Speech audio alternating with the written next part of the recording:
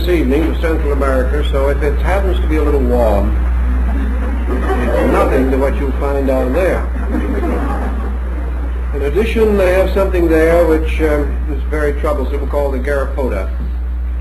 It is a minute tick which gets in under the skin and has to be taken out with the point of a penknife.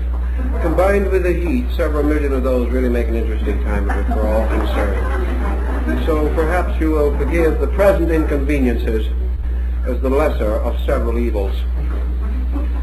This evening we have to deal with the Atlantis tradition in the Western Hemisphere.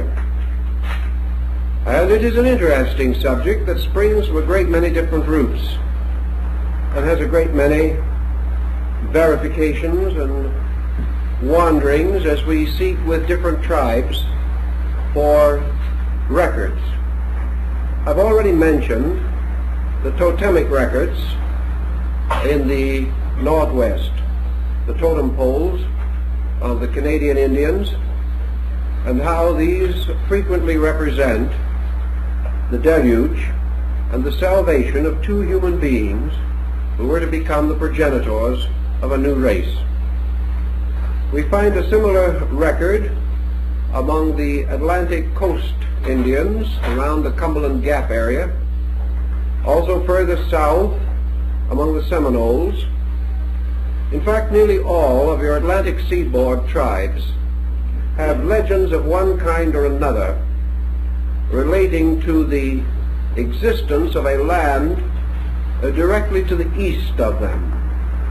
In the original Indian version, Great Rabbit, who later became confused with another man in Longfellow's poem of Hiawatha, Great Rabbit, leaving his people, took a canoe and returned to the mysterious land of the east, the land that was east to him, out into the Atlantic Ocean. The Seminoles have their account of the land bridge.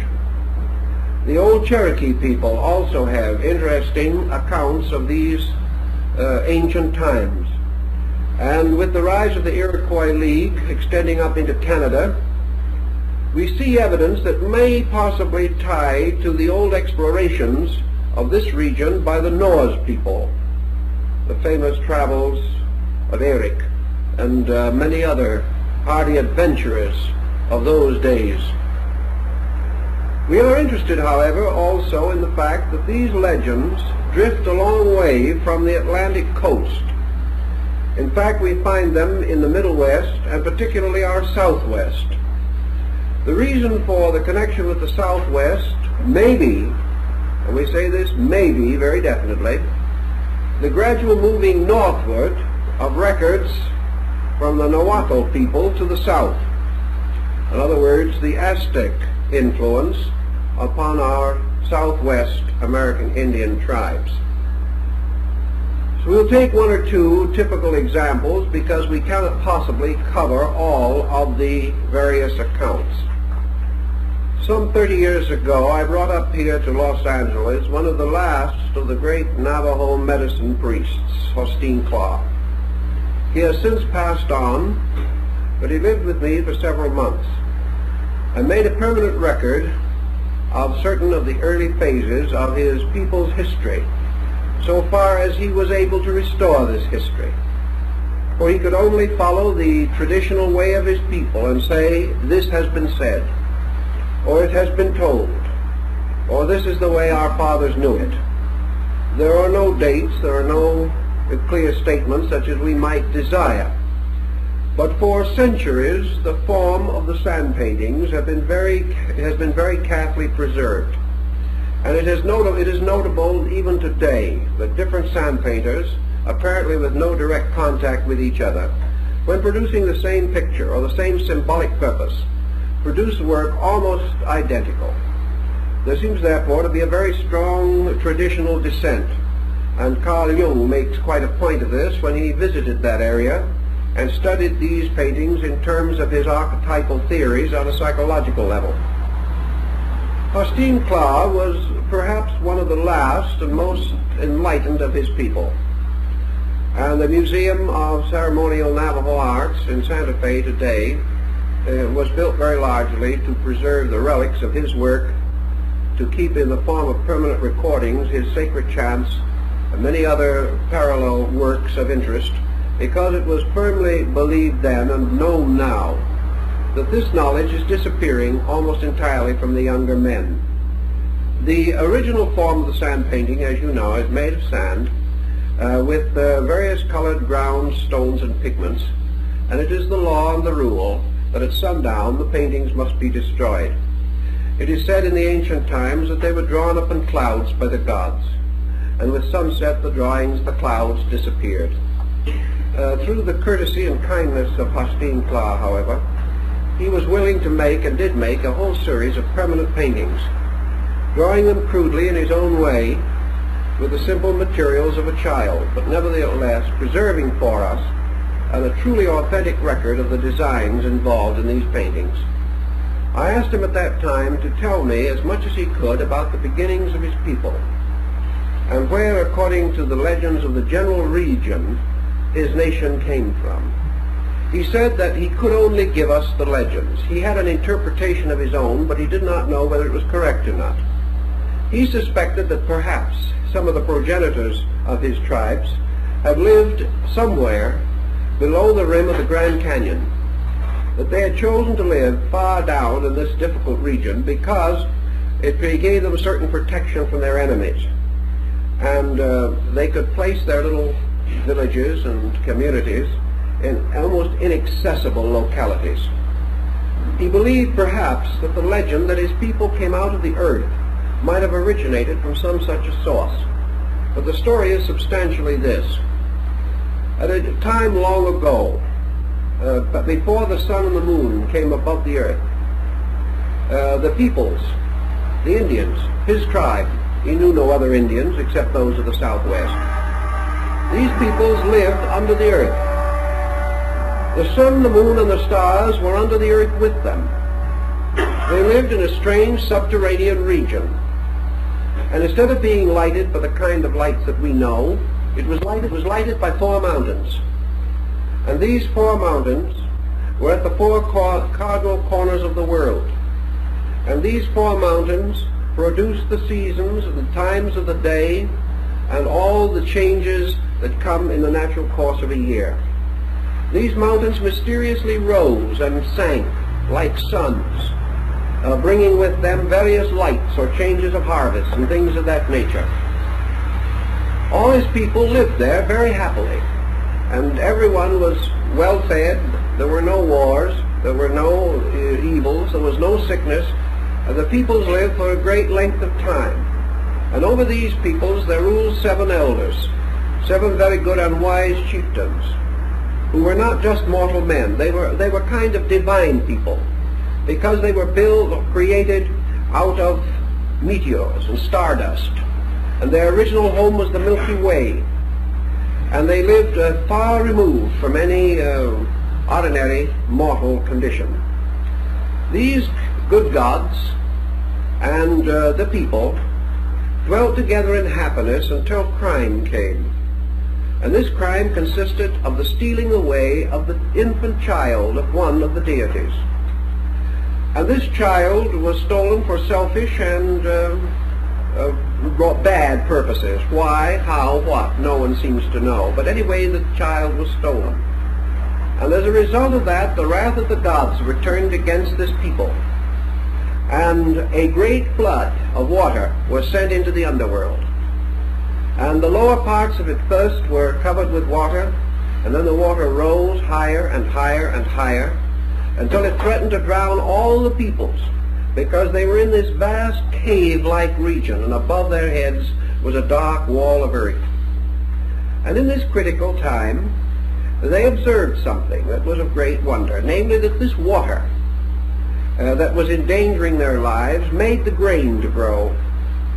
And various types of grain, particularly a maize or corn-like grain, grew very rapidly and to tremendous size, almost like the fabled beanstalk of Jack in the old fairy tale.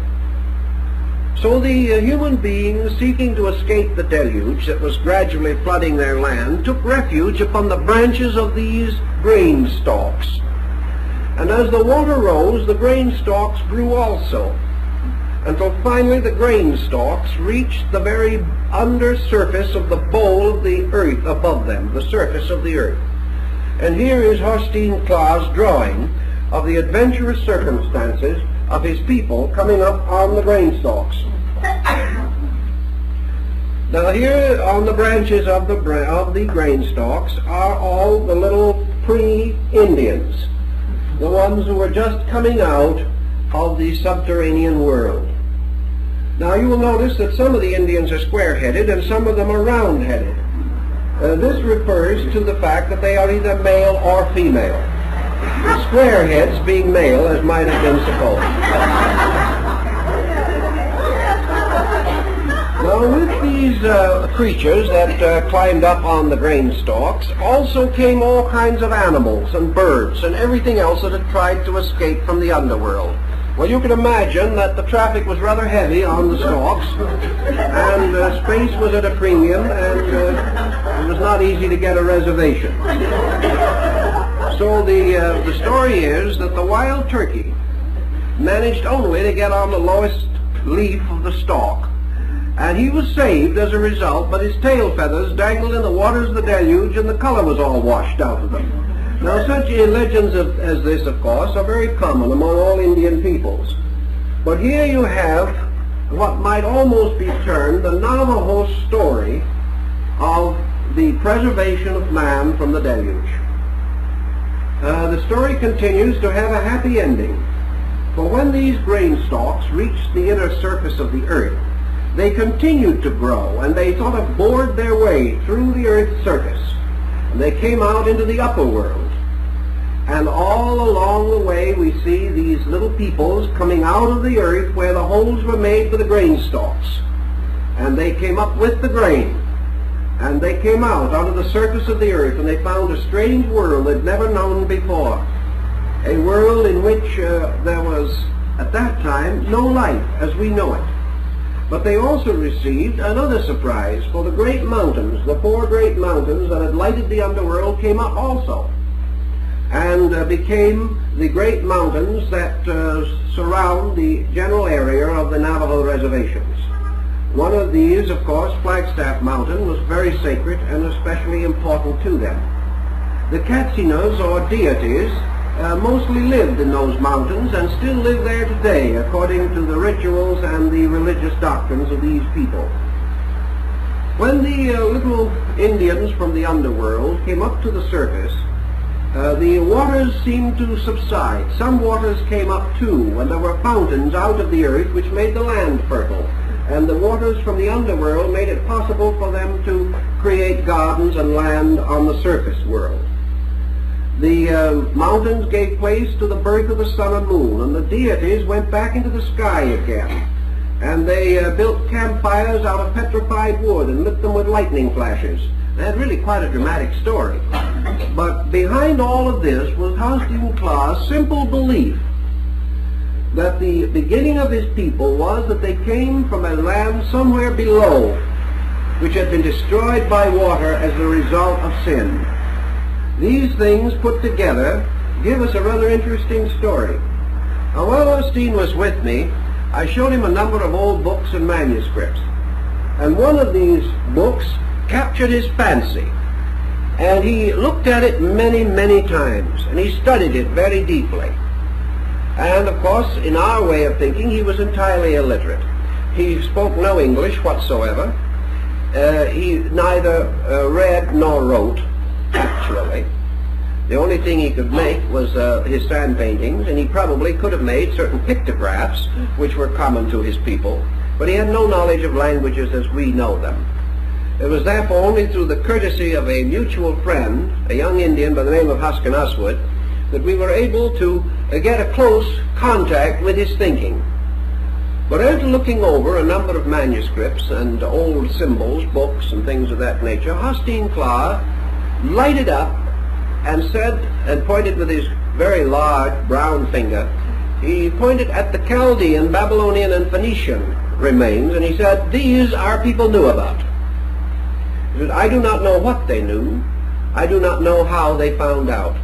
But these different symbols and designs, according to him, he said, they touch something inside, deeper than memory, something that goes back beyond my people. Now this is interesting, inasmuch as German research in the last 25 years has indicated that the typical American Indian cosmological belief is identical with that in the valley of the Euphrates. That their same general division of the universe, although of course it's hard to say the American Indian any more than it is easy to say the Egyptian. The Egyptian culture is divided into more than 50 major branches. The American Indians actually consisted of more than 150 nations, each with his own language, with his own beliefs, with his own concepts. So to say what all of them believed would be a very great exaggeration.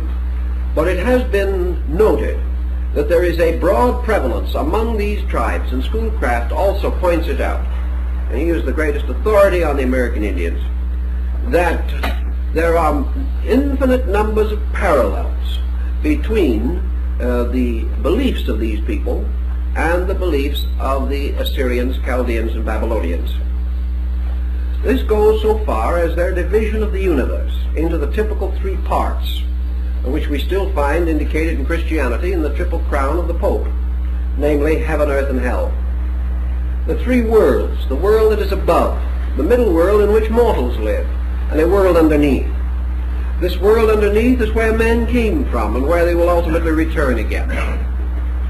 Everyone that is born out of some kind of a dark earth and returns to it again in the burial ceremonies, into the mounds or into the sacred remains. The earth is ruled over or governed from within itself by spirits, and one of these spirits, the most important perhaps, is the great Earth Mother. And the great Earth Mother, the Coatlicue of the Aztecs, was supposedly the one who was reached by the serpent messengers. And in the snake ceremonies, the serpents are released to carry the messages of the tribes to the gods that live under the earth. The serpents returning to their holes in the earth are supposed to convey the message. In the ceremonial temples of the Southwest Indians, there is usually a hole or well-like depression in one corner of the sanctum, so that the voice or the words of the councils can go down to the Earth Mother and can be listened to by her great ear, which is represented by the vent in the ground. On the surface are the Indian peoples and nations scattered about. Above them, high in the air, is the abode of the gods, placed in a heaven region, as in the Near East and in ancient Asia. The messenger between the earth and the gods above is among the North American Indians is the thunderbird, the symbol of the priesthood, the bird that lives in clouds, the bird whose eyes flash to cause the lightning, and the flutter of whose wings brings thunder. And also it is this bird, when in flight and soaring with its wings fluttering, causes the rain to fall.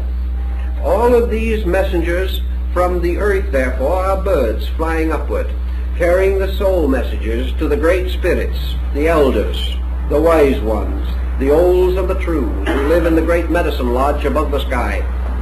All this is essentially Chaldean, and gives us something that perhaps is a clue to a contact between these people and other nations or other racial areas at a long, remote time. This is typical, what we've said is more or less typical of a wide variety of accounts relating to these matters to be found among the North American Indian peoples. Our records here are poor because of the lack of written form. Also because so much of the old legendary and lore has died out, many tribes have become extinct or completely submerged in the civilizations around them. For many years, it has been practically illegal for these peoples to celebrate or preserve their own rituals and rites. Therefore, by degrees, these things have disappeared, and the young men of today are not perpetuating them, as old Hostine Claus so tearfully told me. Yet these people had a knowledge of some kind, legends and records going far, far back. As we go south, however, into more sophisticated regions, we find much more of interest in the form of records. Here, however, we are up against another difficulty. In the time of the Spanish conquest, there was absolutely no effort on the part of the conquerors to preserve or to investigate the contemporary cultures which they were rapidly destroying. We cannot say that this was true in all cases, but it was true in the majority of cases. We know that the conquistador Montejo, landing on the peninsula of Yucatan, what is now Merida, not only massacred huge numbers of the natives, but ordered all their written records and books to be piled in the city squares and burned. Everything was done to destroy these records. Further north, the effort in the Aztec Empire was also rather thoroughly carried on by those who followed in the footsteps of Cortez.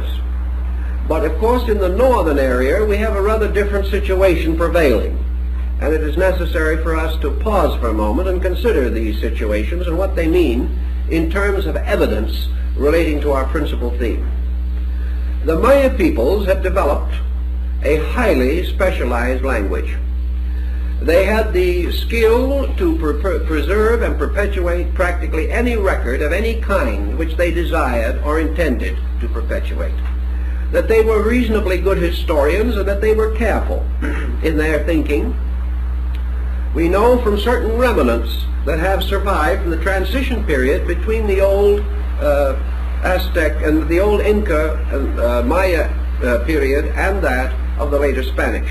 I'm referring particularly to the Chilamban, or the Book of the Old Men, the Chilamban of Cozumel, for example, which was in Merida and mysteriously disappeared after some American archaeologists passed through town. And what happened to it, we're not saying the book is gone, but it was a record of the origin of their people, as best as they could preserve it. But it was incomplete due to the difficulties imposed by the conquest. In the first place, it is probable from what we can learn today that the art of writing was held in the keeping of the priests, of the elders, of those who were custodians of great knowledge. The ordinary Indian peasant, the commoner, did not possess this knowledge so far as we can learn. Therefore, the disappearance of a priestly or governing class reduced the rest of the people to comparative illiteracy as far as the deciphering of written words and written languages would be concerned. Also, almost immediately, the Spanish introduced their own characters. And we have a polyglot situation arising that is quite remarkable and has continued to this day. The Mayas of Yucatan, Guatemala, Honduras, and other areas still speak their ancient language, but they write it in Spanish letters. They cannot read their glyphs, and they haven't the slightest way of associating the ancient monumental inscriptions with the words that they are daily using.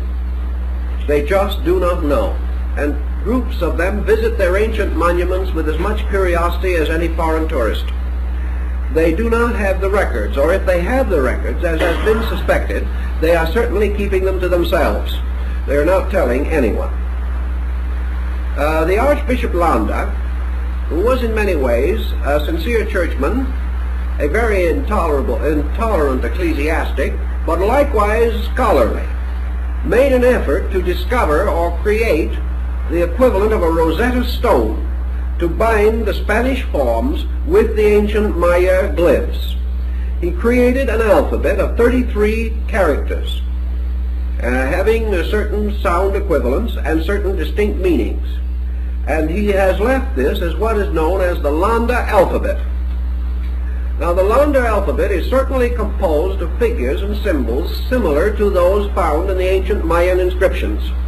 The only difficulty is you can't read the inscriptions with his alphabet. The final point appears to be this, that Landa took certain glyphs that were phonetically similar to the Spanish word or letter sounds. From these he formed a phonetic alphabet, probably following in part a rule which these Indians themselves used. Therefore, he could write in their glyphs sounds which they could pronounce, and use these sounds as a means of teaching them Spanish.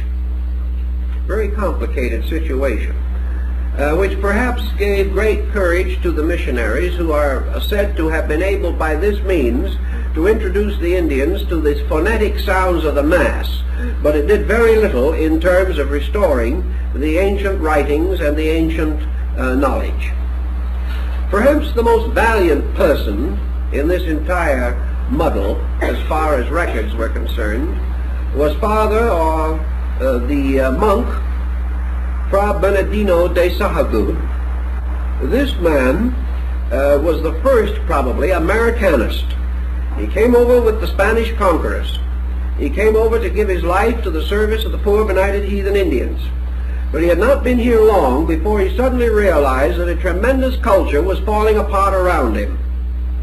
He used his influence and finally was able to convince some of his superiors of the importance of preserving an adequate record of the life and time, the beliefs, the philosophies, and the histories of these Indians. He gathered together all the native help that he could get. He traveled throughout the Mexican area. He secured copies or made copies of many of the most valuable pictographic manuscripts that have entirely disappeared. He worked heroically, and he finally compiled a great work which contained most of the available information. This great work exists in 3 or 4 early manuscript copies, the most complete of which is the great Florentine Sahagún, kept in the Bibliothèque in Florence. And this has recently been subject to a completely new translation by the Museum of New Mexico. It has come out in several volumes, restoring the astronomy, the medicine, the science of these ancient Indians. For Sahagún, then, we must have a word of great praise, but unfortunately he was not concerned with Atlantis. He was, however, concerned with the origin of these people so far as he could trace it, and a study of his work is very valuable in helping us to orient some of these mysterious breaks in our tradition and legendary. The Aztec language, as a language, offers very few distinct difficulties.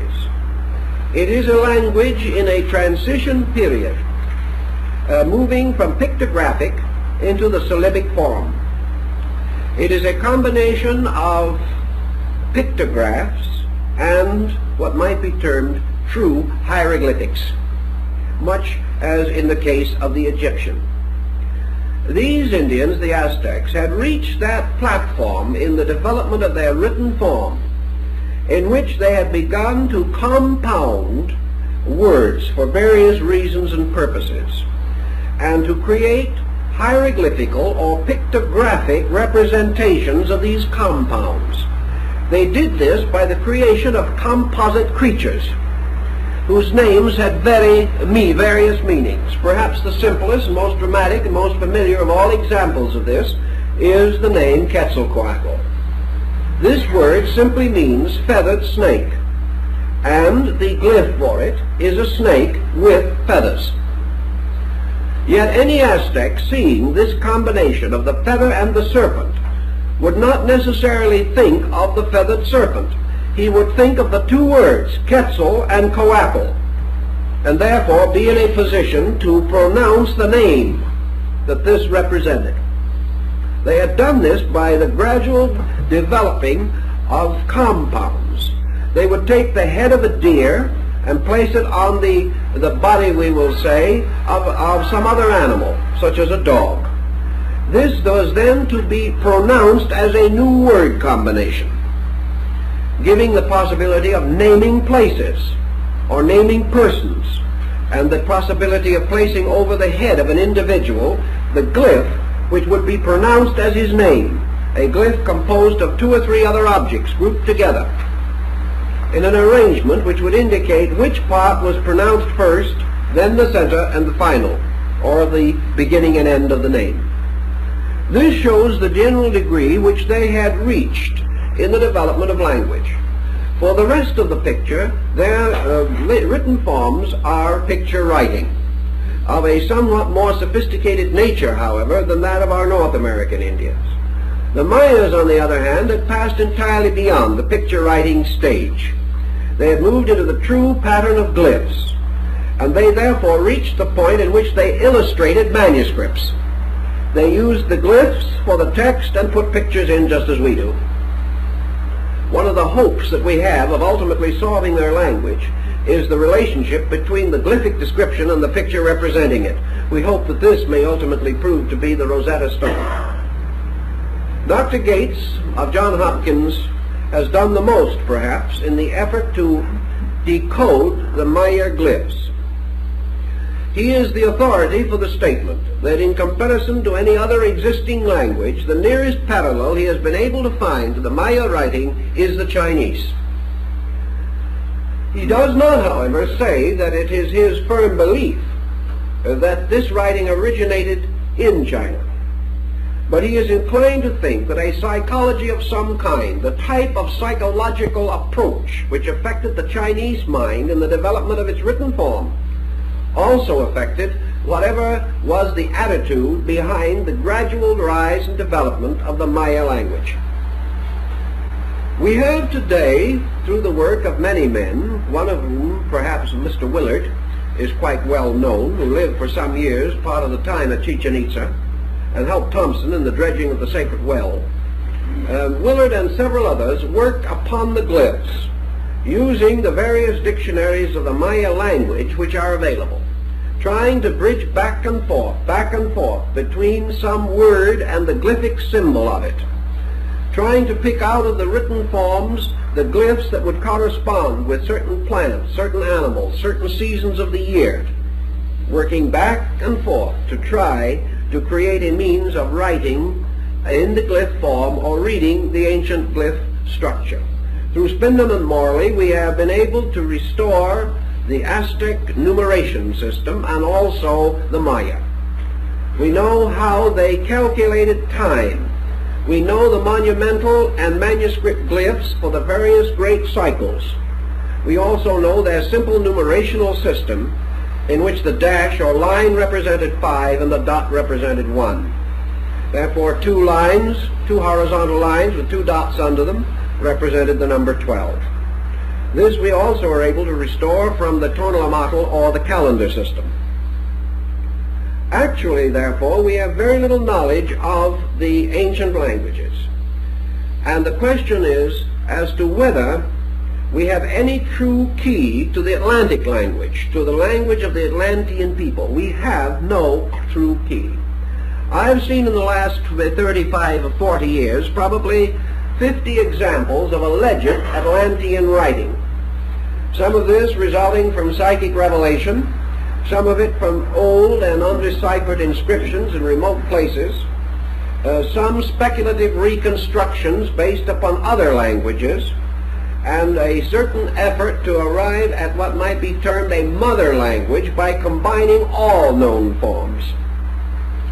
This, however, has had somewhat the reverse action of Esperanto. It has become a kind of polyglot, which gives us no official security in believing that we have actually found their language. If we wish to assume that perhaps either in Egypt or among the Central American peoples, we have a comparatively complete descent of the old writings, then it is possible that the Atlantean had a language somewhat similar or paralleling the Chinese, or the Mayan or Egyptian glyphic forms. These were a highly specialized, highly flexible type of writing, not cramped as we would think by pictorial limitation, but susceptible by certain markings of being transformed at any point into phonetics, so that names, dates, and places could be inserted easily, and by certain rules. A symbol could either be a letter, a word, or an incident or circumstance which corresponded with it. The great trouble has been to differentiate between the various usages, because we have no knowledge of their grammar or essentially of their punctuational system or any way of dividing and arranging their forms. We know that the Maya, for instance, created a verb out of a noun by adding a wing, giving the sense of motion or vitality to it. We know that the Aztecs usually represented motion with footprints, moving, directions of things, or the flights of arrows, the flights of birds, or anything that signified motion. We know also, for example, that the Aztecs used the arrow to symbolize an enemy. They also used it to symbolize a course of action, a motion. They used it to symbolize conquest. And when an arrow was, or an atlatl, a javelin, was cast into the side of a symbol representing a mountain, it meant the capture of a city. All of these things tell us something, but they do not tell us too much. I have heard Mayan spoken, and it is a very beautiful and very musical language, a language which shows tremendous inflection and very subtle charm in all of the parts of it. The Mayan music is also a highly evolved and technical development within the structure of music. But we have very little information to aid us or direct us in our search for the origin of these people. In the great period of time which followed Fra Bernardino de Sahagún, very little was done until the 19th century, in which in the early part focus was drawn, or attention was drawn to this area by the Abbé Brasseur de Bourbourg, a French archaeologist, who perhaps was one of the first to move into the field with a strange transcendental background that you would not particularly associate with his theological structure. But he was the one who perhaps first and foremostly pointed to the Maya people and the Central American civilization as Atlantean. He was, I think, perhaps the first to dare to make so strong a pronouncement. And his pronouncement was backed with considerable scientific research. He was heavily criticized, as might be expected, and he did work under great limitation, for the reason that everyone has worked under a certain heavy, darkening cloud, the impossibility of restoring what the old Spaniards had destroyed, had left practically every thread broken, every connection shattered, and in addition to this had created such intimidation among the people that they had almost locked their own souls against any remembrance of what they themselves knew. It was a tremendous complex, a tremendous neurosis descended upon these natives, and they became practically inarticulate. Following in the footsteps of de Bourbourg, and tremendously influenced by his thinking, came the French scientist, photographer, archaeologist, Freemasonic scholar, and general mapmaker of parts, Professor or Dr. Augustus Le Plongeon. Le Plongeon has left two fairly important books dealing with the field. One is Queen Mu and the Egyptian Sphinx, and the other is Sacred Mysteries Among the Mayas and Quiches. Le Plongeon, great black beard, was a man of extraordinary personality and a strong devotee of the Atlantis concept. In fact, he tried in every way possible to popularize it. Le Plongeon has had the distinction of being the first man to go into the Central American area with a camera. Therefore, his photographs, made on the spot with wet plate negatives and developed at night in the dark temple recesses of the old buildings, are the first photographic records that we have, and they are very valuable because many of the ruins which he investigated probably 75 years ago, are now no longer even in the state in which he found them. There's been progressive deterioration. Up in the Valley of Mexico, for example, the pyramids of Xochicalco this pyramid has been partly destroyed by the man owning the land on which it stood in order that he could build stables with the rocks. Everything has gone from bad to worse in that area and has seriously crippled all research. Le Plongeon was a dreamer, was an idealist. He went into the field in which nothing had been done. He made a great many mistakes, and these have been held against him, perhaps more than they should be, because he had no one to fall back on, no one to act as authority, no previous work upon which he could build. He went in with the machete and cut the jungle himself. That he should not have discovered things that were not found for 50 years later, we cannot blame him. But he did go in with two tremendous assets. One was a knowledge of the language. Le Plongeon was one of the few Americanus who has ever known the Maya language. He could speak it and speak it well. He also went in with a tremendous basic sympathy for the people. He went in because he loved them, because he wanted to do something important with them and for them. He was quite a contagious person, apparently, in these respects, and the natives became so fascinated with him that they really made him a blood brother. He probably was able to get more out of the reticent Mayan than any other man before him or since. These points must be borne in mind in evaluating his findings. That certain of his archaeological conclusions may have been incorrect, we know. He claimed to have been able to read the Codex Troano, one of the great Maya sacred books. And he also claimed that this work contained a record of the Atlantean Deluge. He also held that the Aztecs had a similar record, and that the Pyramid of Xochicalco, previously mentioned, had upon it a complete statement of these ancient records concerning the destruction of Atlantis, and was a monument created to commemorate the survivors of this catastrophe.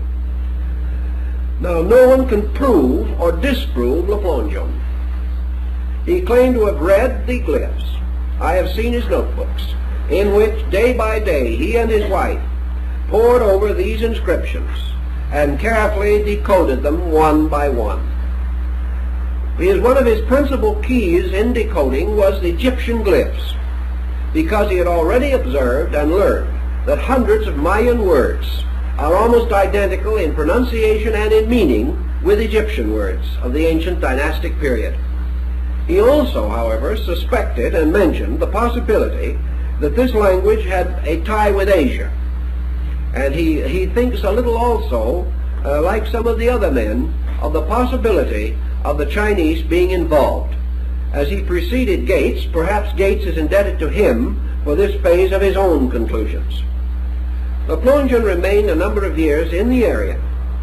He discovered a number of archaeological items of interest and importance. He had a bitter feud with the Mexican government, and finally came home a broken-hearted man. He was never able to achieve his end, namely to open Central America to archaeology.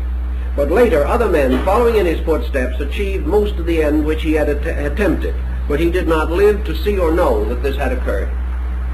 Le Plongeon, then, is a strong link with the Atlantis theory in the Western world.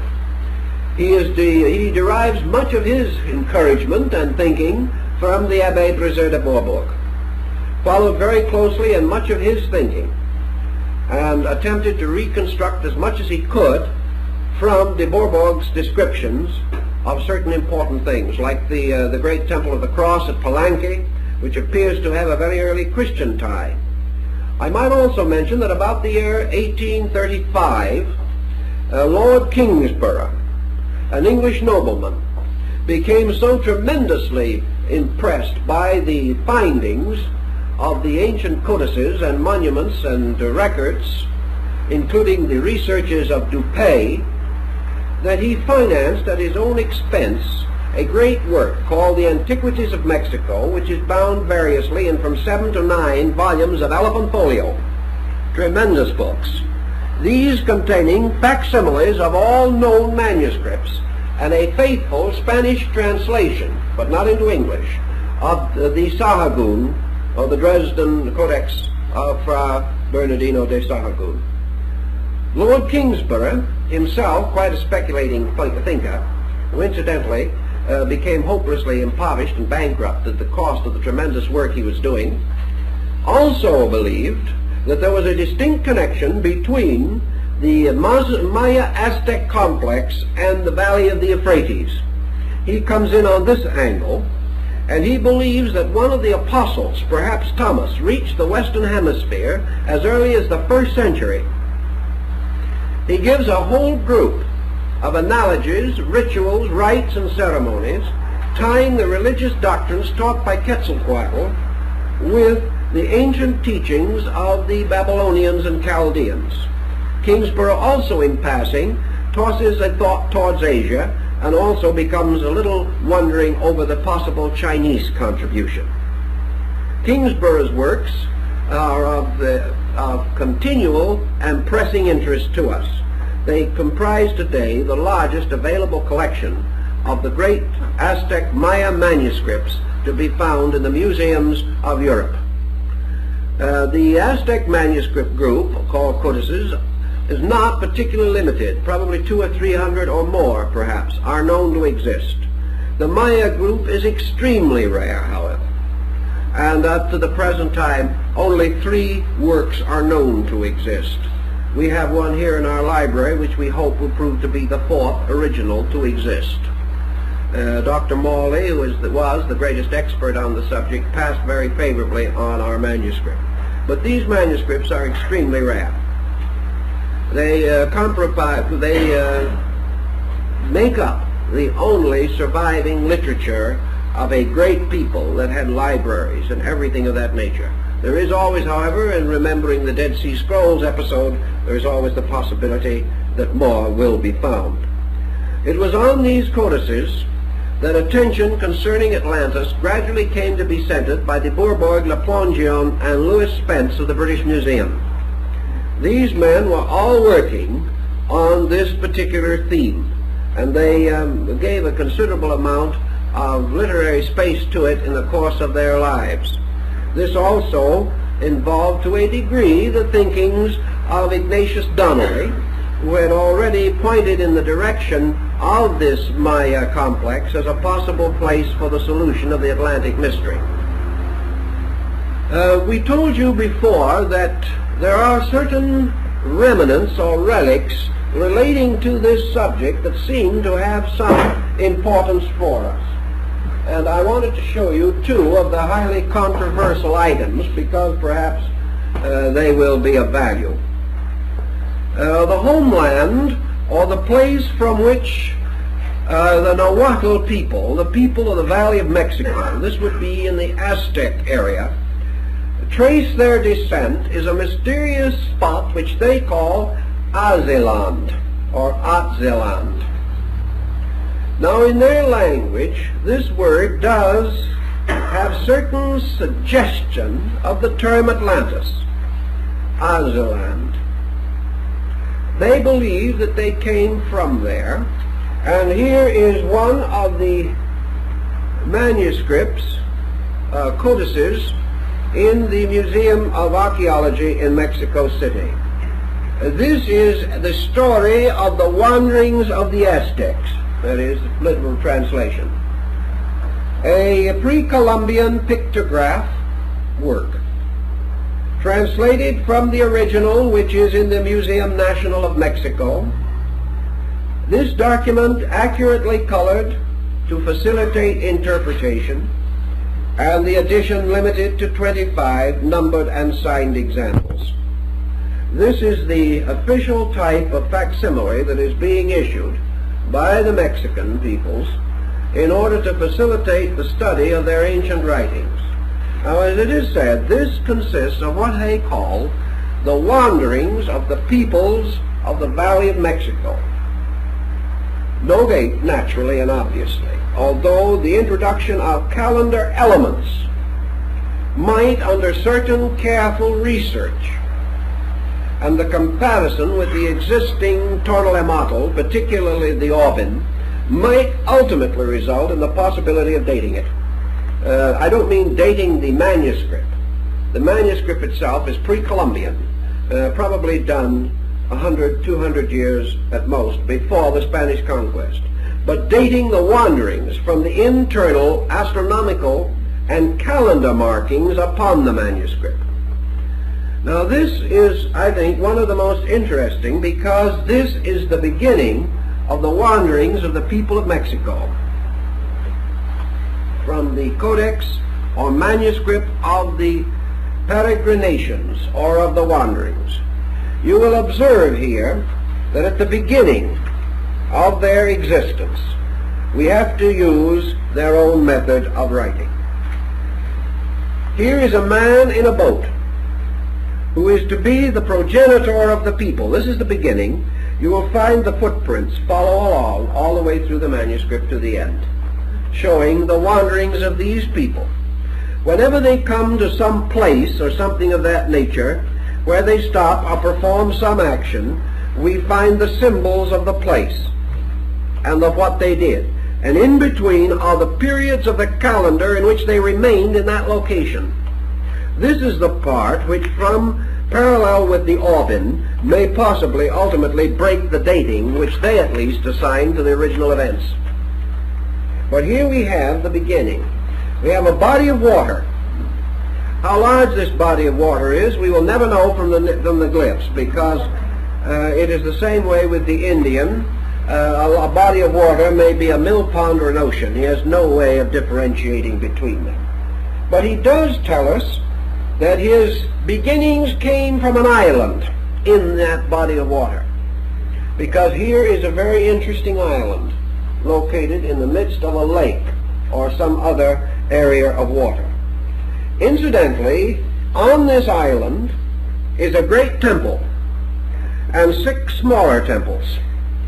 In other words, he is telling us, for instance, in his own language, if he wished to read this as an Aztec, he could say this was the island of the 7 houses, or the 7 places. Also, if you notice that on the top of this temple, which is created much like an altar, there are water symbols, symbols of springs or waters, or symbol of fertility, of goodness, of abundance, of the thing that the Indian always needed, and that was food, and things that were necessary to him. There is one large central building or altar with 6 smaller buildings around it. These are always building symbols. Symbol of houses. Sometimes they'll put a man sitting on the front steps of his own house, and that is more or less home. That is his domicile. Unless he is a great man, then it is his palace. Below this symbolism is a representation of 2 human figures, one male and the other female. So here we have the Indian telling us that his progenitors, the father and mother, were on an island, the island of the 7 houses, or the 7 temples, in the midst of a sea. Now, by 7 temples, you see, where you deal with pictographs, you have certain problems you have to face. You have to be a little more liberal than you would be with a more accurate form of language. Those house signs, as we say, are symbols of many things.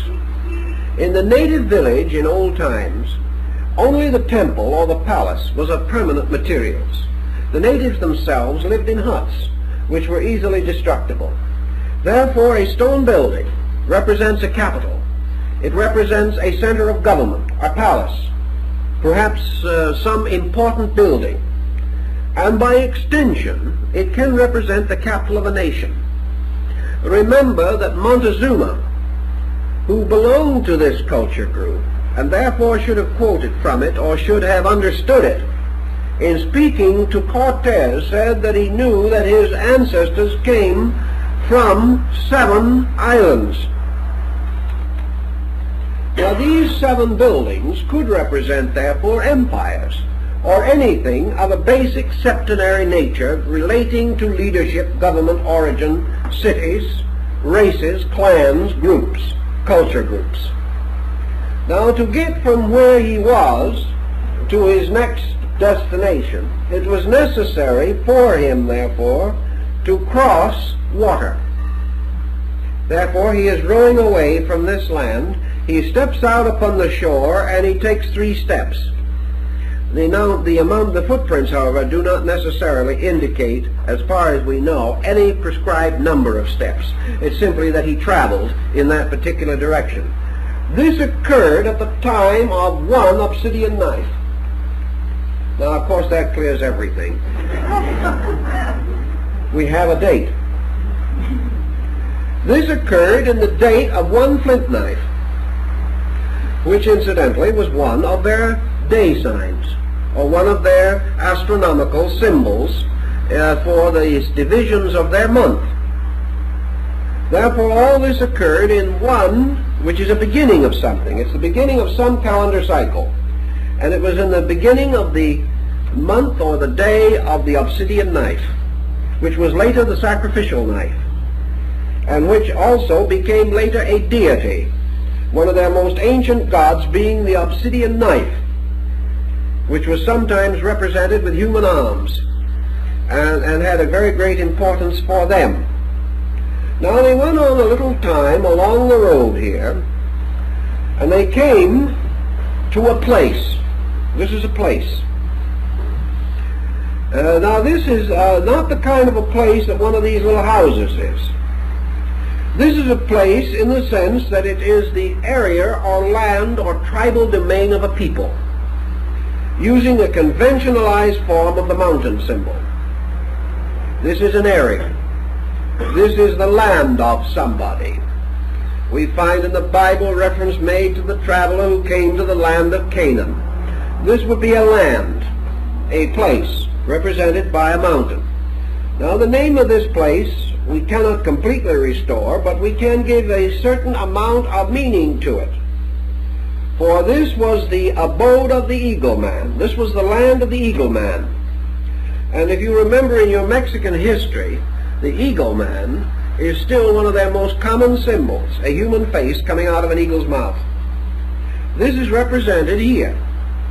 Above this rises the sign of communication, of counsel, of discussion, and of certain treaties, pacifications, and various activities representing by these peculiar smoke signals or signs which rise out of this. And here we also find that they didn't stop, but they went on past this. And then we find the alignment of these peoples. 1, 2, 3, 4, 5, 6, 7, 8. We find 8 peoples now, forming the next act in this drama. We find them with their symbols of their nations and tribes, represented by the glyphs by which their names can be read, and that each one of them spoke, for words come out of his mouth, symbols of breath and air. And then they start out, and 4 of them travel. And these 4 are represented by their names up above, telling who they are and what they are.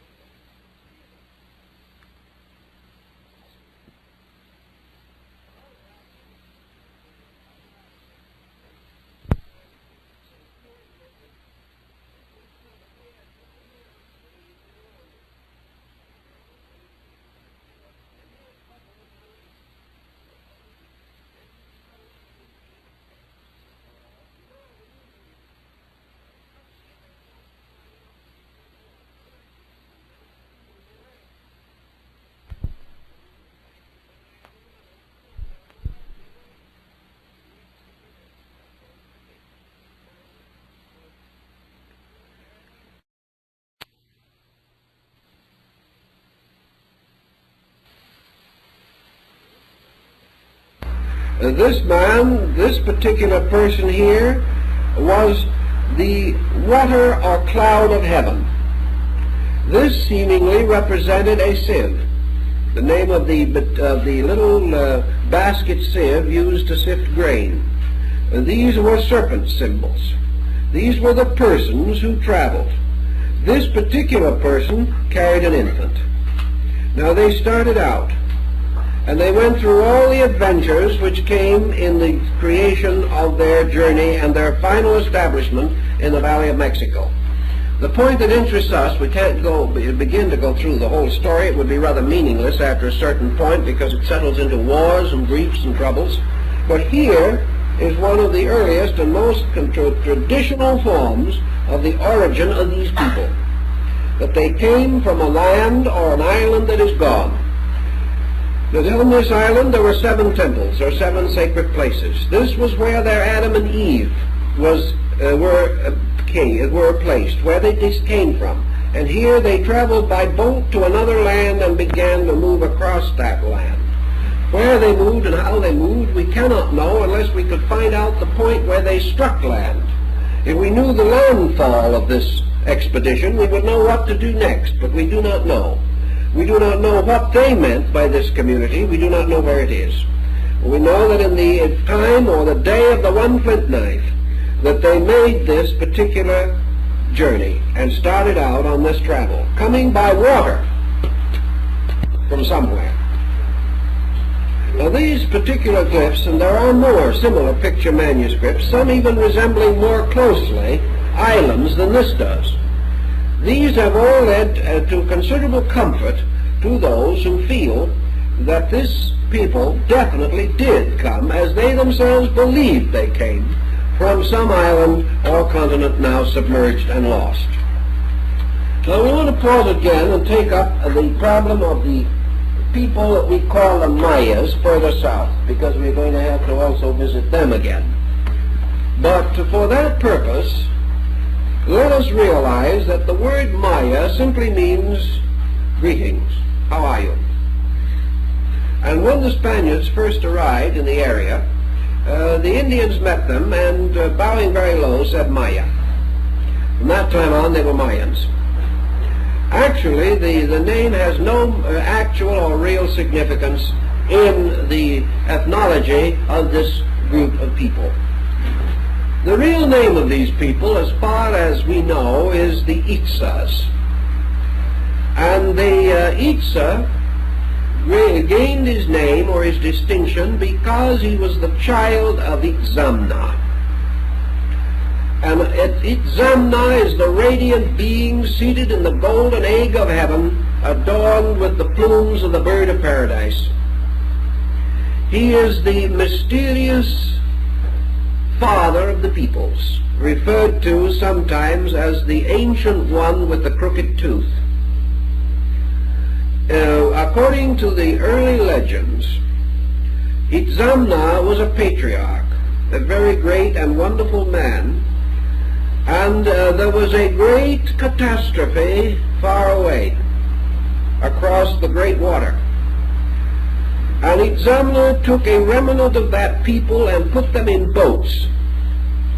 And he navigated with them, and he carried them, or he guided them across the water, presumably pausing somewhere in the West Indies and then continuing on to the coast of Mexico or Central America. Where Itzamna originally landed, we do not know.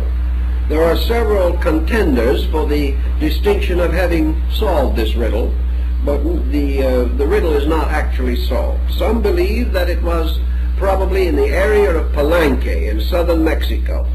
Others believe that it was more likely still further south, either in the peninsula of Yucatan or even south of that. But anyway, he came across from somewhere and was called the father of the Itzas. He was their great god, for he had rescued them from the dangers of Hunabku, the god of waters. And he had saved them and preserved them from the deluge. And in some of their old temples there are actual carvings representing this. Carvings which go so far as to show the land from which he came crumbling into the sea as the result of seismic cataclysms of some kind. People are drowning in the water around the boats, but Itzamna and his chosen people were carried safely across the great deluge and came finally to the shores of the Western Hemisphere. We have no way of dating this, except the possible speculation. We do not have any record in the Western Hemisphere of the older and opening cycles of the Maya calendar. It begins in the 7th cycle on the Western Hemisphere, so far as we know, even in the old empire. Therefore, the other 6 cycles may relate to the experiences of these peoples in some other region.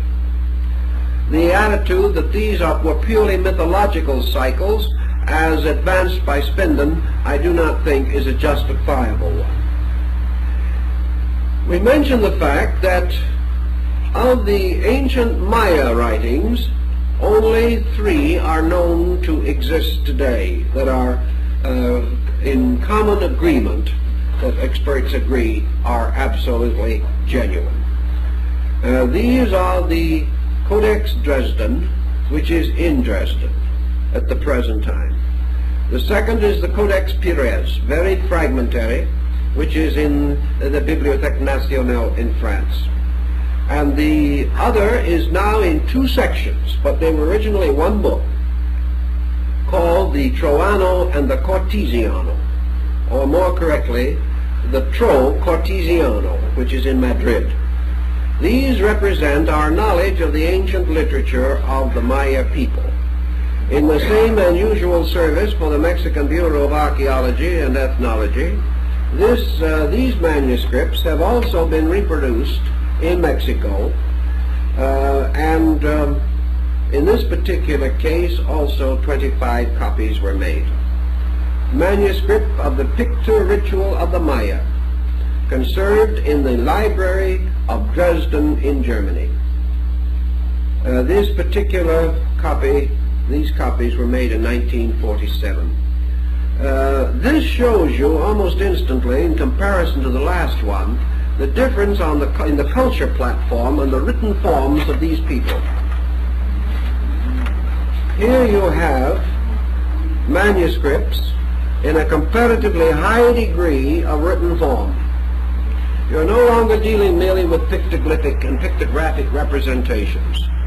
You are dealing with illustrated manuscripts, as we have noted, the panels representing certain deities, the intervening sections representing dates, times, historical incidents, and ritualistic material.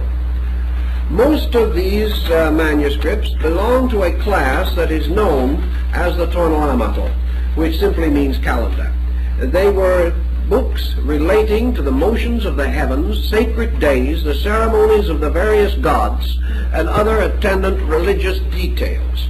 But apparently a number of them did drift along into history, and like your Chinese almanac, which is a good parallel for it, included fragments of information on all useful and useless subjects that came to mind at the moment. This, however, is interesting to us primarily because leaf 74 of the manuscript Dresden, that is the leaf here, the dark leaf with the elaborate illustration, is the leaf hit upon by both de Bourbourg and Le Plongeon, and substantiated very strongly by Louis Spence of the British Museum and other modern Americanists as being the representation of the deluge. This is believed to be the Maya-glyphic representation of the sinking of Atlantis. Now, perhaps you may have a little difficulty in recognizing it right off, but I will try to be a little bit helpful. Le Plongeon claimed that he had been able to decode this panel of text and these characters here. But apart entirely from the decoding, we have certain indications. Here is the sky dragon, or sky serpent, the same one that appears on the calendar stone in Mexico. This is the great Coatl, the serpent. On the back, in the form of the scales, are constellational symbols used to represent star groups, planets, and sidereal phenomena. They are trying to tell us here that something happened under this combination of planets, or signs of the heavens. And they have inscribed it, as the Aztecs did later, upon the coils of the serpent of heaven. You will notice that out of the mouth of the great serpent there pours a stream of water. This is the Maya water symbol. a great stream of water is pouring out. In other words, the sky or heavens have opened and dumped a deluge or a mass of water. Great storm would be the least you could say for it. Now, in addition to being a great storm in this case, we have a strange figure here. You see, this storm of water is coming not only from the mouth of the dragon or serpent, but also coming from certain of the constellational symbols on its body. There's a great flowing downward. This blue with dots in it is water. Here also we find a strange person that Le Plongeon and others believe represented the Earth Mother.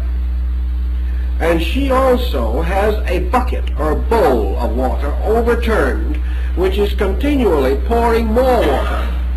In other words, the water is flowing from everywhere downward onto this, into this sea. Below is another figure, the god of death. He is arrayed in his proper and typical form, and he is dancing upon the earth.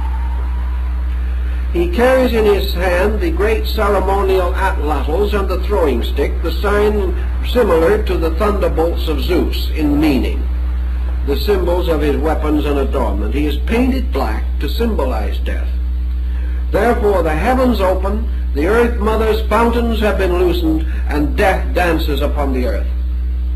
And in comparison to their usual use of symbolism, this heroic representation, because they have many lesser symbols of storms and things of that nature, and coming as it does at the close of a cycle, as represented by the manuscript, nearly all persons interested in the Atlantic theory have come to the conclusion that this was their effort to represent the universal deluge, and that from this point on you have an entirely new way of life represented in the adventures and migrations of these people.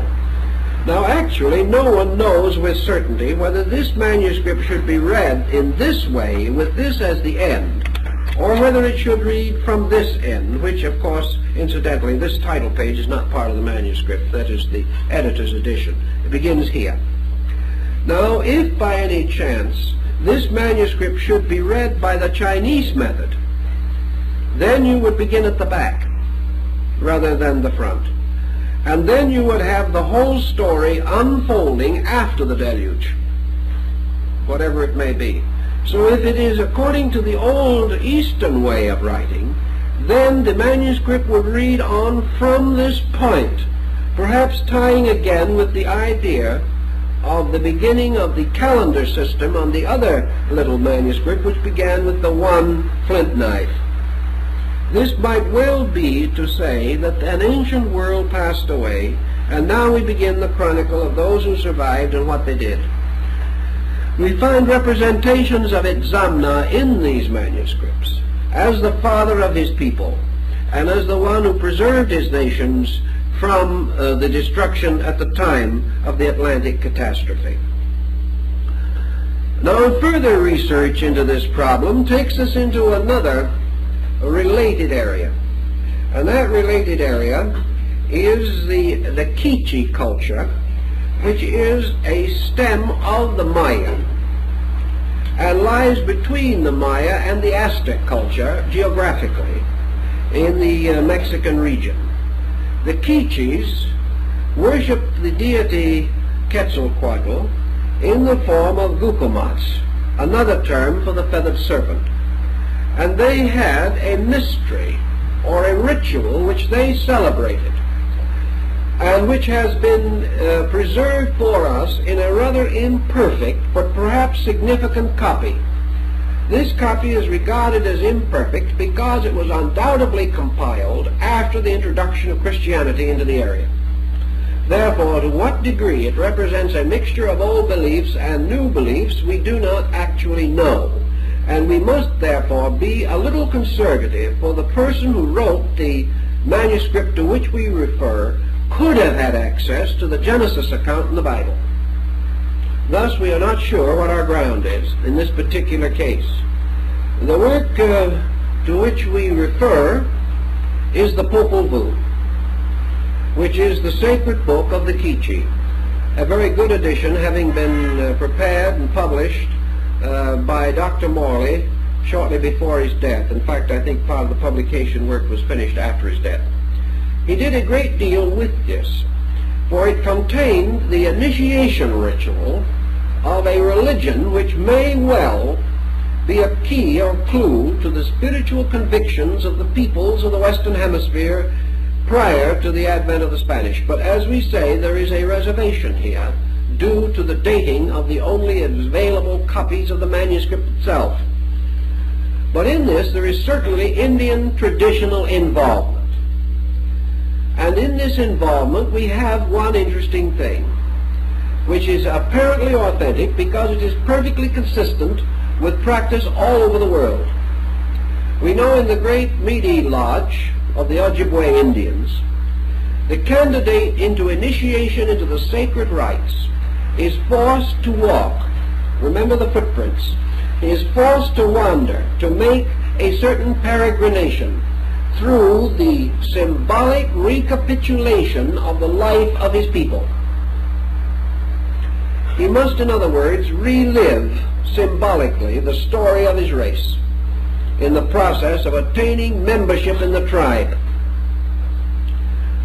The story of the Popol Vuh carries with it the adventures of these young men seeking to be initiated into the rites of Shapalba in a temple hidden far in the jungle, a temple which when reached had its important rooms and crypts under the ground, so that the candidates had to return into the serpent's hole or go back under the earth, with perhaps again reference to the Navajos having come out from there and believing it was their homeland and going back again.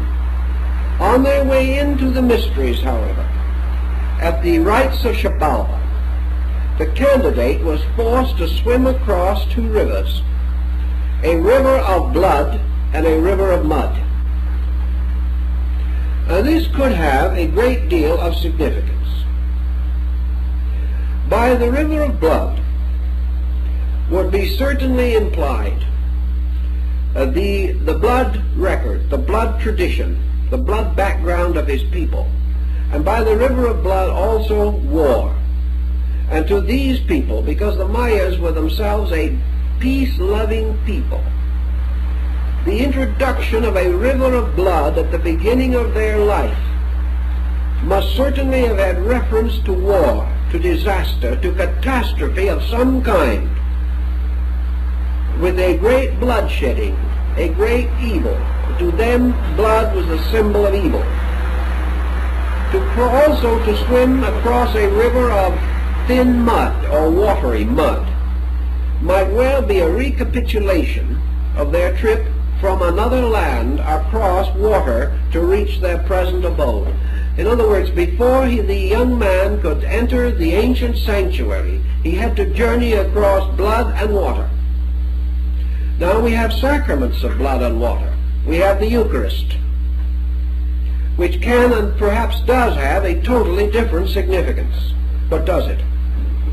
Is there a possibility that Eucharistic rites, as we know they were practiced in pre-Christian times and by non-Christian peoples, also have something to do with gratitude for salvation from death and destruction? We have these rituals among the most primitive aboriginal peoples. Therefore, it is possible that they relate back to the effort to preserve a record.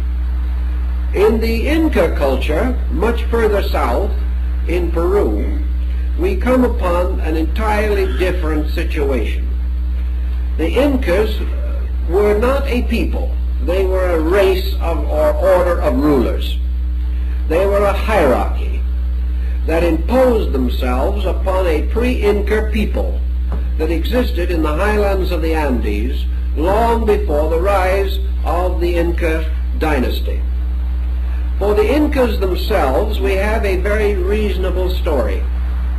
We know that they probably came from Asia, that perhaps they brought with them a fairly extensive knowledge of organization and government and things of that nature, And as we have, I think, mentioned on other occasions, the Japanese have a tradition that this dynasty was founded by Japanese who had been driven off their courses by storms and had never been able to return home.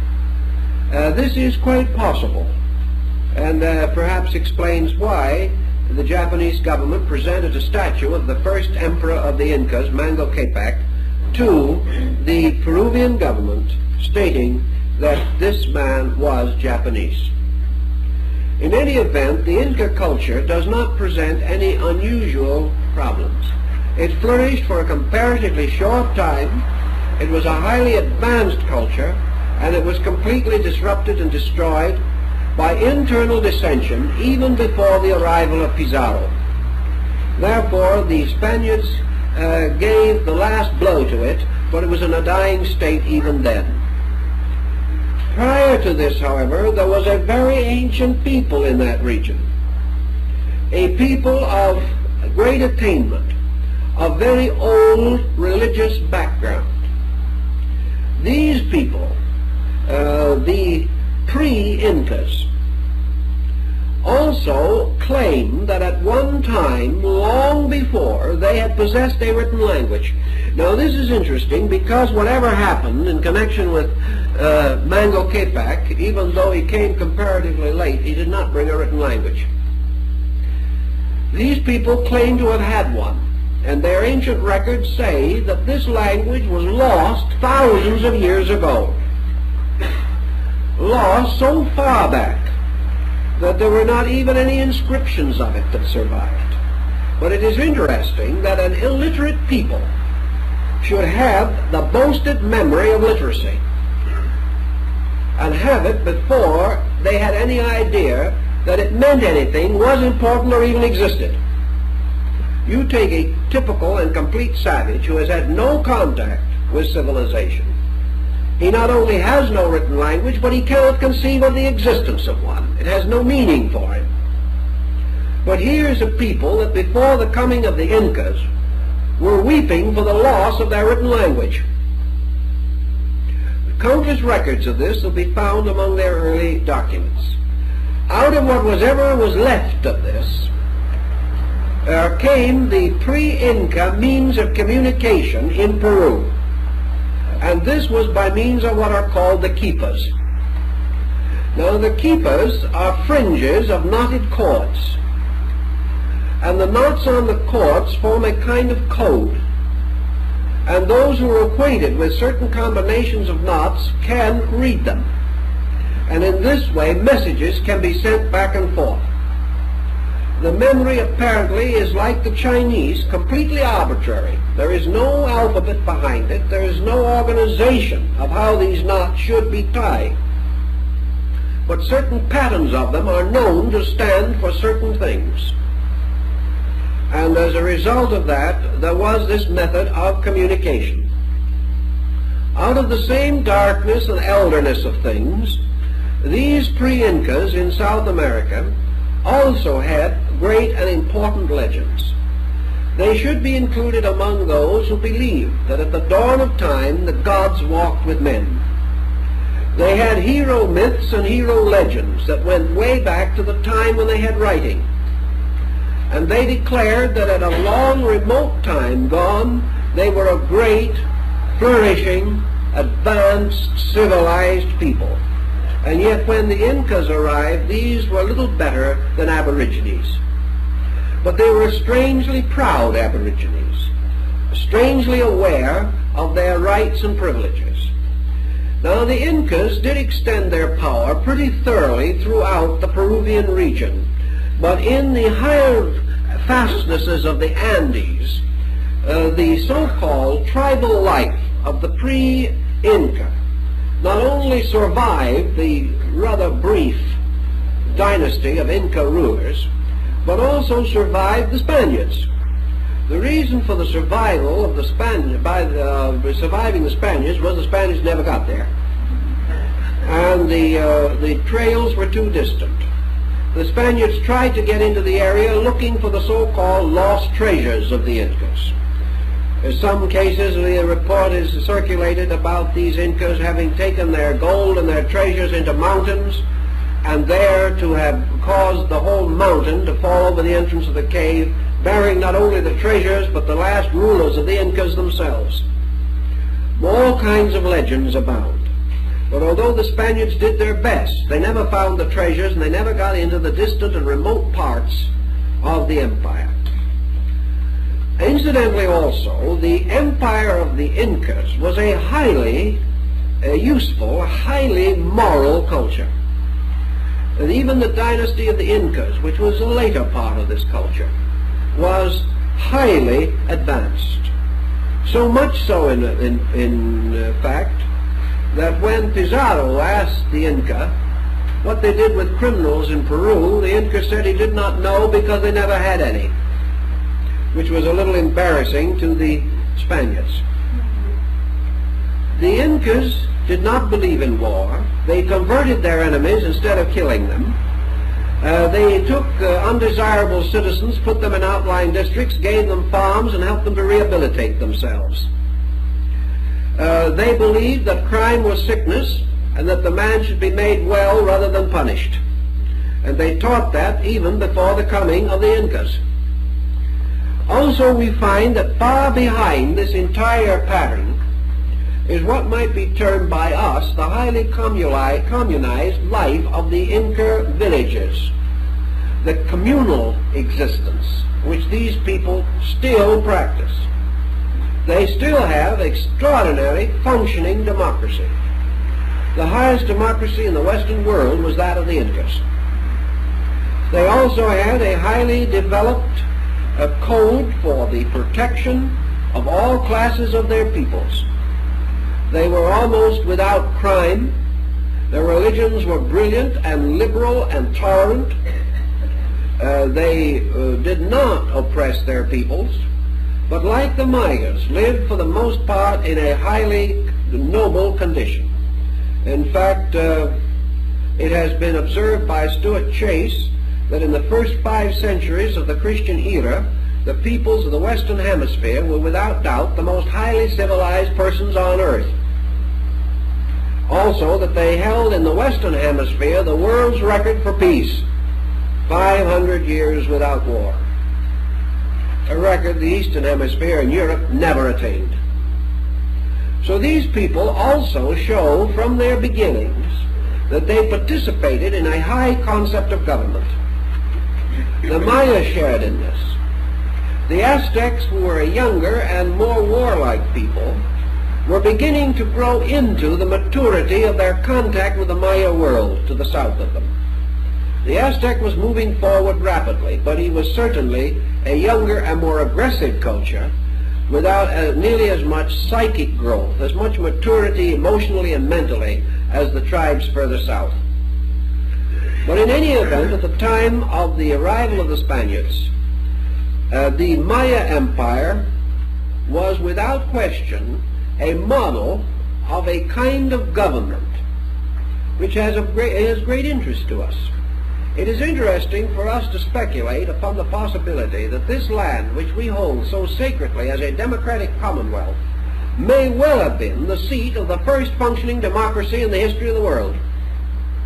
The democracy may in some way be strangely bound to this hemisphere, in its experience, in its psychic way of life.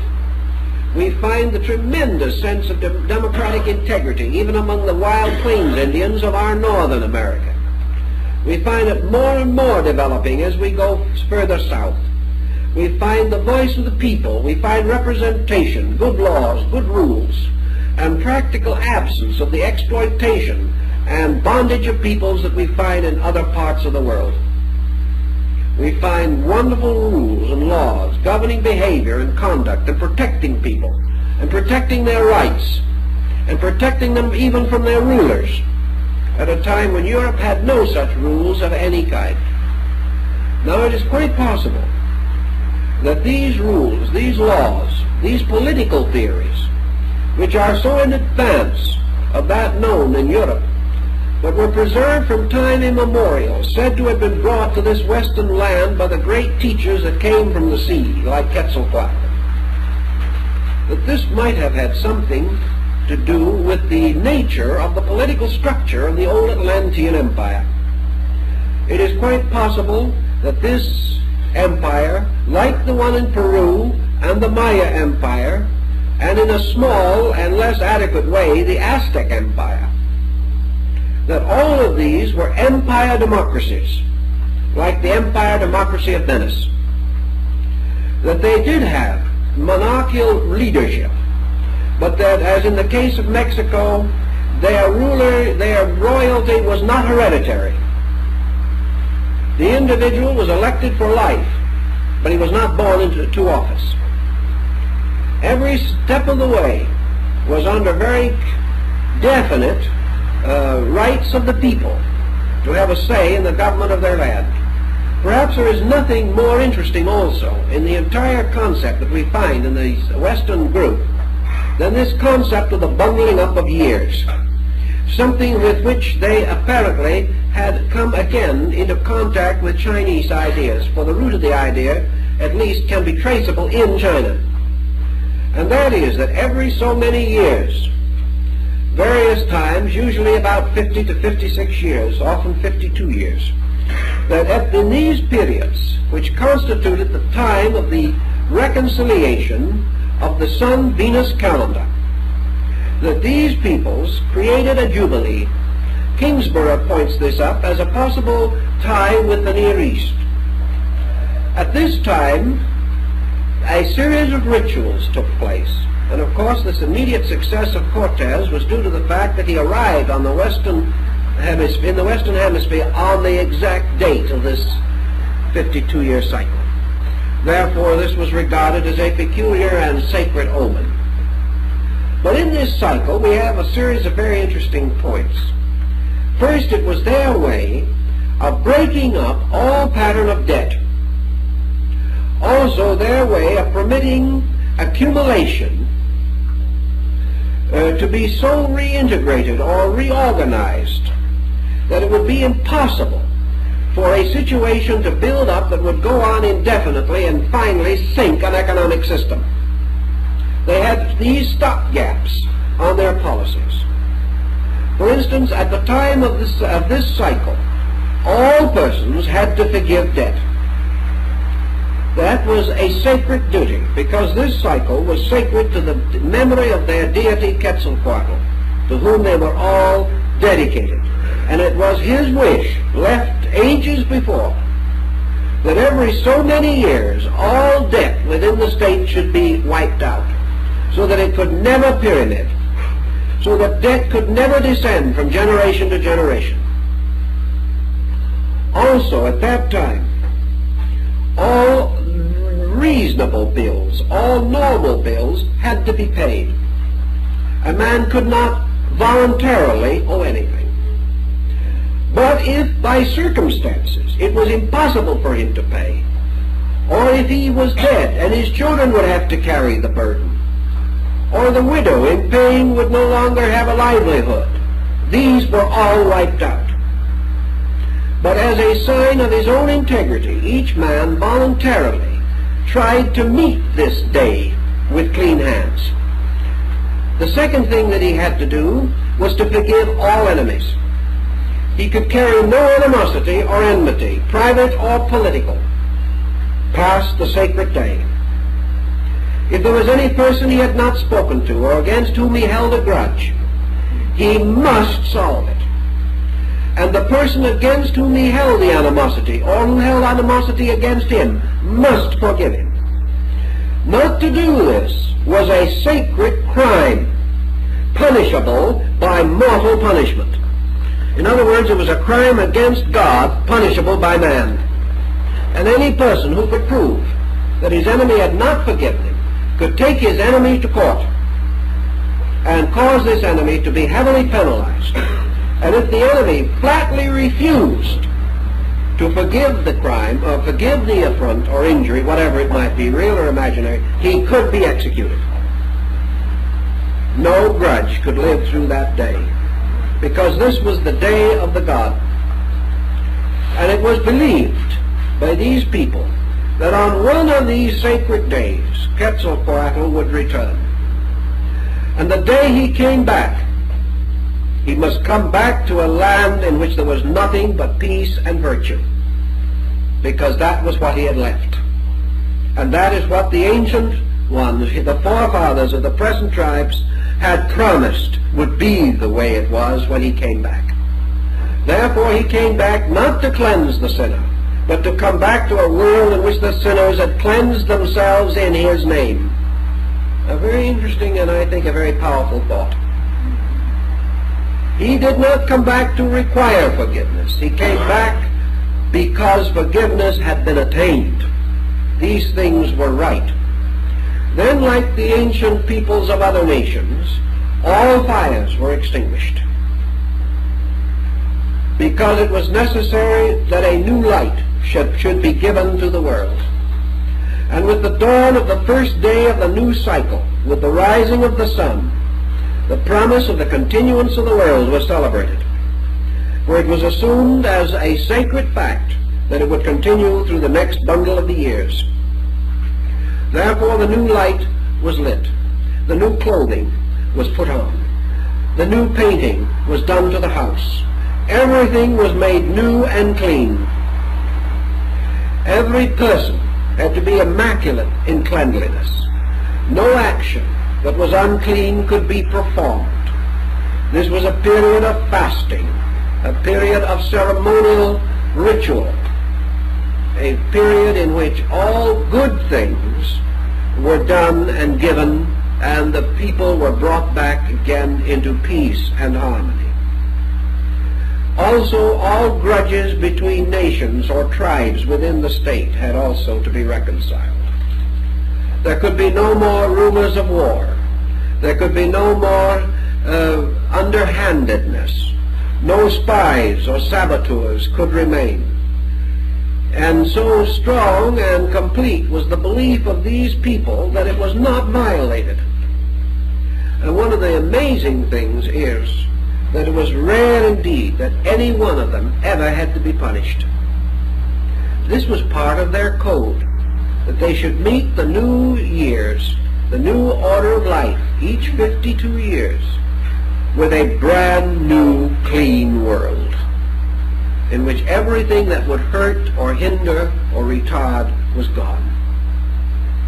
Now these ideas did not originate, I do not think, with these people. They say that they did not. They tell us that this law was given to them by the seaman. And it's quite possible that we could open, by reflection and study, a strong case by which perhaps we could restore the judicial code of the common source or center of our cultures, a code which spread throughout the world with various modifications and ramifications, but in the course of time was generally corrupted.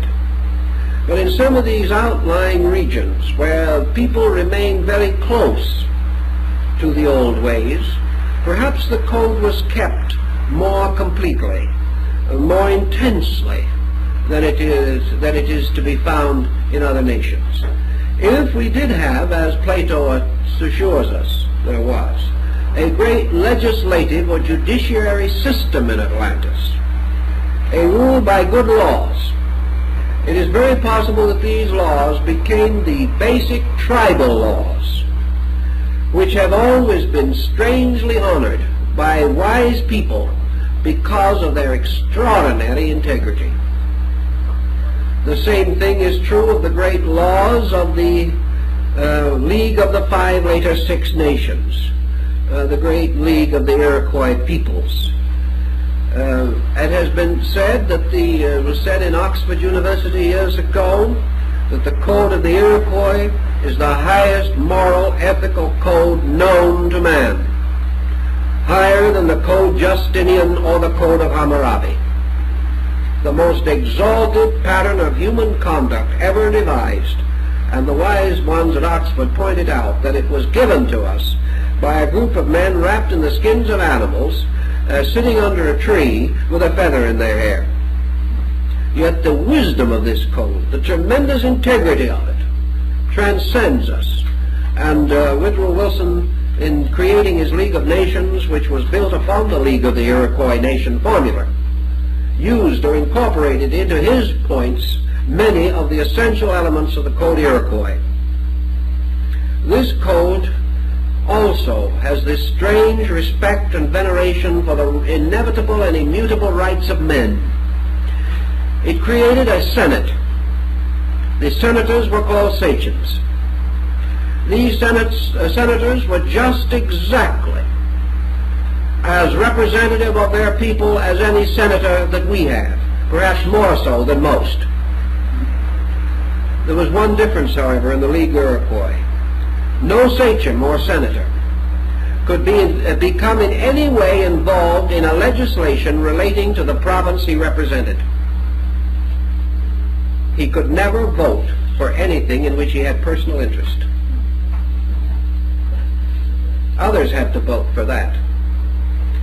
The second thing that was very interesting about him is that in the days of his tribal legislation, he was elected to office by what? By the vote of the women. Why? Because the Iroquois nation was a nation of brood families. And in all brood families, the matriarch is the head of the family. She did not hold office, but she appointed the office holder, and he was responsible to her. And that is, I think, very interesting, back before Columbus, in this poor, wretched Western world of savages. Another interesting and wonderful thing was the great League Belt, which was the symbol of the League. The man carrying this League Belt could go through any territory within the domains of the red man, and that belt was honored. Nothing could be done to it. A League Belt of this quality was presented to William Penn as a sign by these Indians that they regarded him as worthy. And the symbol of the League Belt was 5 men holding hands, the 5 nations. And the order of the League was, the great concept of the League was, all men under one roof. That one sky was over all men, that all men were brothers, that all men were equal before God, and that in this equality it was the privilege of each man to protect the others, and no man should protect himself. Because if this was mutually fulfilled, others would be there to protect him. This concept was a great concept and a very old one. It did not begin with Daganoweda, the founder of the League. He received it in turn from a mysterious being who came down on a cloud from a mysterious land beyond. He received it as having come from the Olds, from the great ones who were the guardians of his people. He received it as coming from the most ancient times, long before the rise of the red man on the Western Hemisphere. The Code Iroquois could not have come from Hammurabi. It is a different code. It could not have come from any known code that we have today, because there is no ancient code of primitive origin today that compares to it in any way. Therefore, if it came down from the olds, it came down from some way that we do not know or understand. It came from some place which is forgotten. Now we might also bear in mind one other important tradition which links the Eastern Hemisphere with the Western, and may very well also arise from your Atlantic complex, and that is the descent of what has sometimes been called natural magic. All primitive peoples share in mysterious powers which are lost to sophisticated peoples. They possess an instinctive hypersensitivity, if you wish to call it. Their religions and their rites have always been associated with magic. Plato tells us, and other ancient records affirm the same, that the secrets of transcendental magic were first disseminated from Atlantis. That here was the land of the old magic, the old arts, the necromantic arts, the arts of wizardry and witchcraft, the arts of demonology, which ultimately destroyed the island. Natural magic, however, whether it be good or ill, whether it be the sensitivity of the psychic or the medium, this tradition of the secrets of magic descending through certain orders of priests, of ancient ones, who received this tradition from time immemorial and accepted candidates into these practices only as the results of tests and initiations. This structure exists on the Western Hemisphere just as much as it existed in the Mediterranean region or in Asia. Therefore, these rites, these rituals, also had to have come from some common source. The great medicine lodge of the Ojibwe, the Medes ceremonials, are as complete a ritual of initiation as anything we find in Egypt, and almost identical. The candidate advances from the west to the east. He passes through certain rites and rituals. He is tried and tested. He passes through a ceremonial, significant, symbolical death and resurrection. And he performed these ancient rites long before there was any known contact between Europe and America. These things, as Lapongeon and others have pointed out, seem to tell us beyond any reasonable doubt that at the root of time there was also the symbolic and significant belief that by certain disciplines and secret procedures, and the American Indian has his equivalent of yoga, that secret sciences and rites were possible. And just as surely as the East Indian fakir grows the mango tree, so your medicine priest in the Southwest grows his magical poem in a half an hour. These rites were witnessed and described by the late Mr. Lummis, who was quite a character both in those parts and in these parts years ago. All of these stories seem to show us, again, another continuity, the kind of continuity old Hostine Claas seemed to remember, the remembrance of old times and great things, the memory of a learning half forgotten, the memory of lands vanished, the memory of peoples who came out of the earth, maybe over the horizon, who knows, or out of lands submerged by mud and darkness, but always these people coming out of great danger, establishing themselves and building a world, this world not as great or not as glorious as what they had known, but gradually perhaps attempting, as the Mayas did, to climb back over this pyramid of the past and reconstruct it. The great patterns of the Mayan cities, their architecture, their art, their astronomy, their music, these things are not simply derived from neighboring peoples. They came from something deeper and richer. There is a great architecture in Central America. It is as great as anything we have in Egypt, but it is not the same. Where did it come from? It did not come from those Indians we know today. It came as they themselves believed, from records, from traditions, from the ancient help of their founding father, Itzamna, who brought them there, who had the knowledge, who helped them to restore their ancient rites. And then they were received, they received help through the descent of these Quetzalcoatlus, of which there certainly was more than one. Mysterious feathered serpents, an order of priests or teachers. The first one remote, probably Atlantean. The others arising perhaps in intermediate areas, but bringing to them knowledge, great knowledge. And finally, as in the case of Quetzalcoatl, being driven back into the sea again by the Aztec god of fire, Tezcatlipoca. These legends will sometime have to unravel a great scientific knowledge which we have not today. These people knew the stars. They knew geometry. They were advanced in medicine. The Incas performed excellent trepanning on the brain, and the patient recovered. The Incas and Mayas both inlaid teeth with precious stones and did excellent dentures. These people were not savages. But when you ask them how they knew what they knew, how they had managed to preserve these skills, they can't tell you. They can only say that this we were told. This knowledge came from our fathers, who possessed it, who knew these things. We do not know them. The great ones of long ago knew them, and we are their children. And we have received these monuments as a heritage. We do not even know who built them, but they were built by the gods.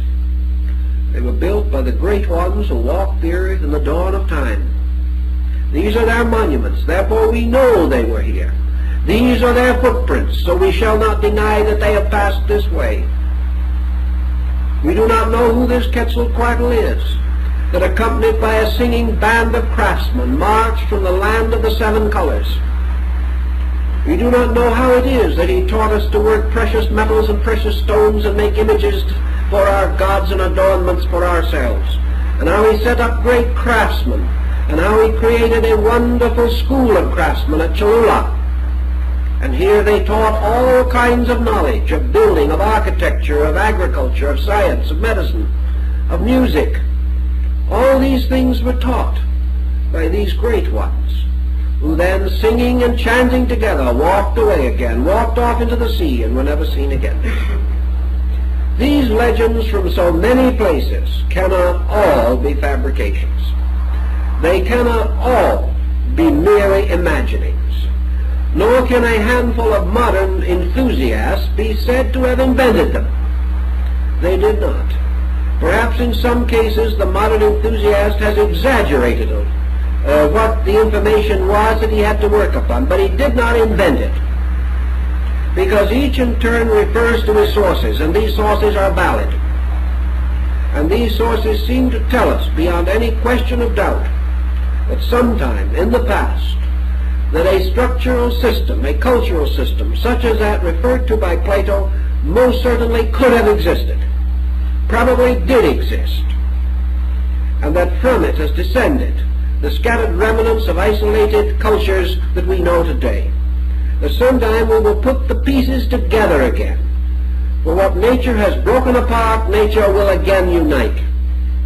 And in the course of our scientific searches through the centuries ahead, we will ultimately uncover the evidence to tell how this cultural motion existed, where it came from, and who was behind it. But until some better explanation or more adequate formula is found, we may consider with thoughtfulness and with care, not with quick acceptance, not with gullibility, but with thoughtfulness, the fact that there is a strong, reasonable case for the existence of a great culture that disappeared from the world 12,000 years before the Trojan War. If we place that culture where they believed it to be, we can then put all these parts together and have a structure that is meaningful. And until some better solution is found, I think we are entitled to view this with some favor as a probability.